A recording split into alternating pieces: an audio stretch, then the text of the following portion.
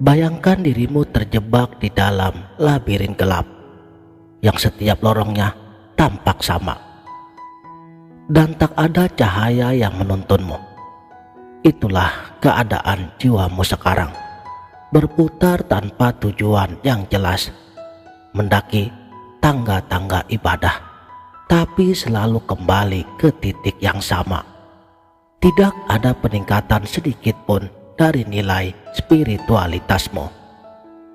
Lalu apa gunanya kamu sholat dan berzikir jika hatimu tetap hampa dan jauh daripadanya? Hari ini saya akan membuka pintu rahasia yang menyinari lorong ragamu hingga menembus ruang terdalam dari jiwamu. Bismillahirrahmanirrahim. Assalamualaikum warahmatullahi wabarakatuh. Salam sang sejati. Tidak semua orang mendengar panggilan ini, karena panggilan ini bukan datang dari dunia. Ia datang dari langit jiwamu dan jiwamu yang terpilih. Jika engkau mendengarnya hari ini, itu pun bukan karena kebetulan. Ini adalah undangan untuk kembali ke rumah asal dirimu, kembali ke tujuan utama penciptaanmu.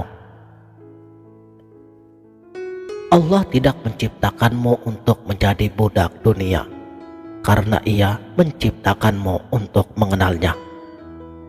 Sebagaimana dijelaskan di dalam hadis qudsi, aku adalah perbendaharaan yang tersembunyi.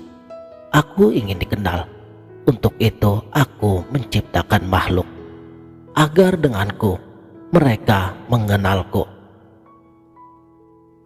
Kamu bukan debu yang berterbangan tanpa arah. Kamu juga bukan tubuh yang lahir lalu hilang dimakan cacing tanah. Di dalam dirimu ada roh suci, roh yang berasal dari sisinya. Kemudian aku tiupkan ke dalamnya rohku. Roh itulah yang sedang memanggilmu, karena ia ingin kembali kepada Tuhannya, sang pemilik cahaya. Perjalanan ruhani ini dimulai dari kesadaran, bukan dengan berpindah tempat, tetapi dengan melepaskan lapisan-lapisan dunia yang menutupi jiwamu. Ada stasiun-stasiun yang harus dilewati. Di setiap stasiunnya ada cobaan, ada ujiannya, dan ada pembukaan. Mereka menyebutnya makom dan hal. Namun jangan kamu sibuk untuk menghafalnya. Tapi yang lebih penting lagi, kamu tahu cara menjalaninya. Dalam perjalanan ini, kamu butuh petunjuk. Seperti seorang musafir di padang yang tandus, kamu tak bisa berjalan sendiri. Allah Subhanahu wa Ta'ala mengutus para nabi dan para rasul.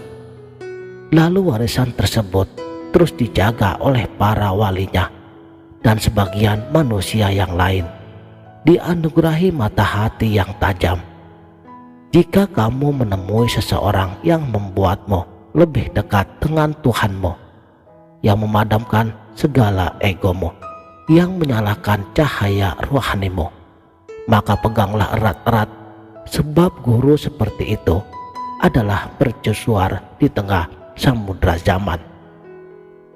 Zikir bukan tentang berapa kali lidahmu berucap. Zikir sejati adalah ketika dirimu mencair dalam kehadirannya. Ingatlah aku, maka aku akan mengingatmu, firman-Nya. Saat zikirmu hanya sebatas di lidah, ia adalah suara. Tapi saat zikirmu telah meresap ke dalam hatimu, ia menjadi cahaya.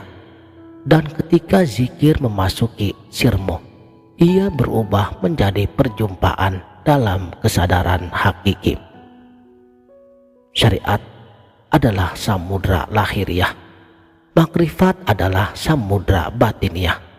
Keduanya harus bertemu, tapi tidak boleh saling menenggelamkan. Bagaimana firman-Nya, dan Dia biarkan dua lautan mengalir yang kemudian bertemu. Di antara keduanya ada batas yang tidak dilampaui masing-masing. Jadi, jangan hanya menjadi manusia yang hanya sibuk dengan syariat, akan kering. Sedangkan manusia yang hanya mengejar hakikat itu pun bisa tersesat. Maka jadilah sungai yang jernih yang mengalir dari mata air wahyu dan bermuara ke samudra cintanya. Di akhir zaman ini, jalan menuju Tuhan semakin sepi. Banyak yang memilih dunia dan hanya sedikit yang memilih kesunyian malam. Banyak yang mengejar eksistensi, sedikit yang rela melepaskan nama. Manusia sedang tidur dan akan terbangun saat ia mati. Al-Hadis. Tapi kamu tidak perlu menunggu kematian untuk sadar, karena mati yang sejati adalah ketika ego dirimu telah hancur dan rohmu mulai bersinar. Wahai jiwa yang gelisah, cukuplah engkau berputar-putar. Pulanglah, jalan itu masih terbuka. Masih ada waktu untuk kembali. Masih ada cahaya yang menuntun langkahmu. Dan jika hatimu telah lelah mencari, maka cukupkan dengan satu kalimat yang jika engkau ucapkan dengan jujur, dunia dan akhirat akan bersujud bersamamu. La ilaha illallah, tiada Tuhan selain Allah. Demikianlah, salam